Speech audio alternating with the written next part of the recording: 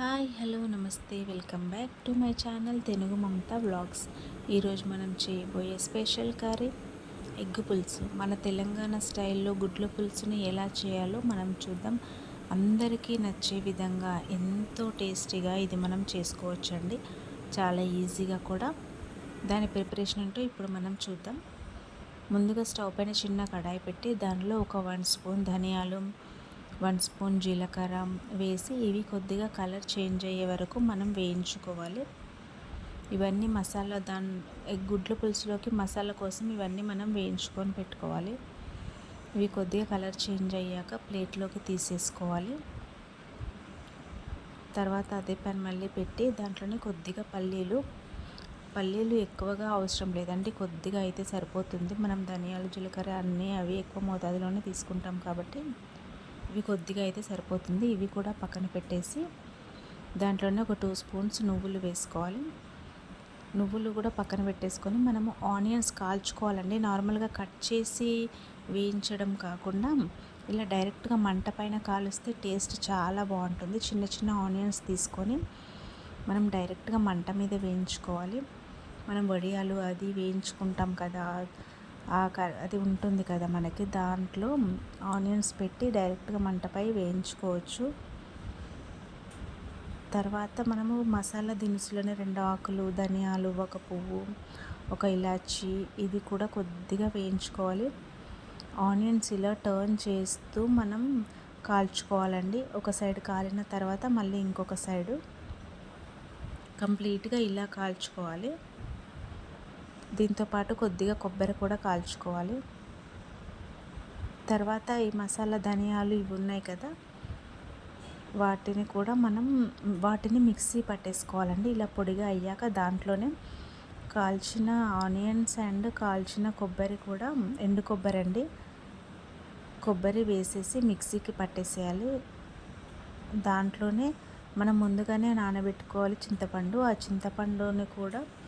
చింతపండుతో సహా కొద్దిగా రసం కూడా అందులో వేసేసి మిక్సీ పట్టేసేయాలి. మెత్తగా పేస్ట్ లాగా చేసుకోవాలి. ఇలా రావాలి ఇదంతా.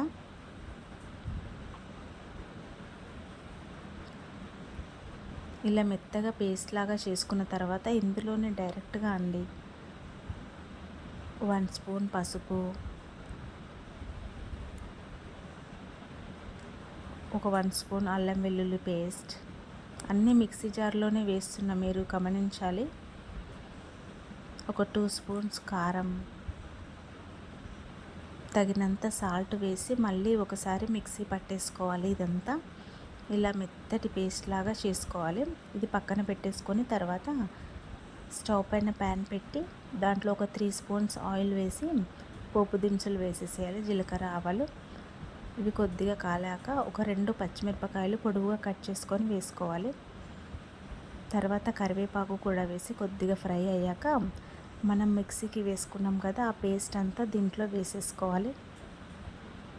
దాంట్లోనే కొద్దిగా వాటర్ కలిపి కంప్లీట్గా పేస్ట్ వేసేసుకొని ఒక్కసారి కలుపుకోవాలి. కలుపుకొని దీని తర్వాత మనం వాటర్ వేసుకోవాలండి. మనం పులుసు ఎంత అనుకుంటున్నామో దానికి తగ్గ వాటర్ వేసేసుకోవాలి.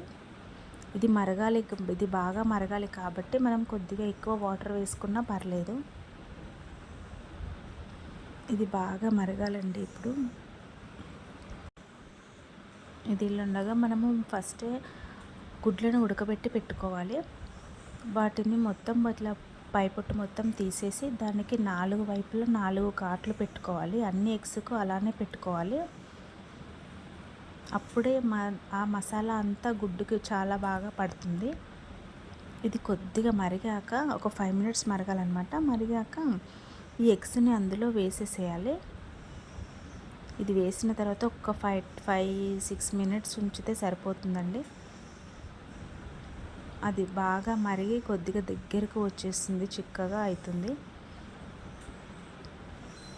చివరిలో కొత్తిమీర కూడా యాడ్ చేసుకోవాలి.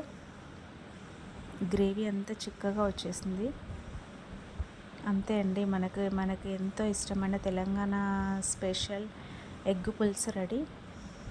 లైక్ చేయండి, షేర్ చేయండి, కామెంట్ చేయండి, సబ్స్క్రైబ్ చేసుకోవడం మాత్రం మర్చిపోవద్దు. నా వీడియోస్ మీరు మరిన్ని చూడాలనుకుంటే ప్లీజ్ సబ్స్క్రైబ్ చేసుకోండి. Okay then bye.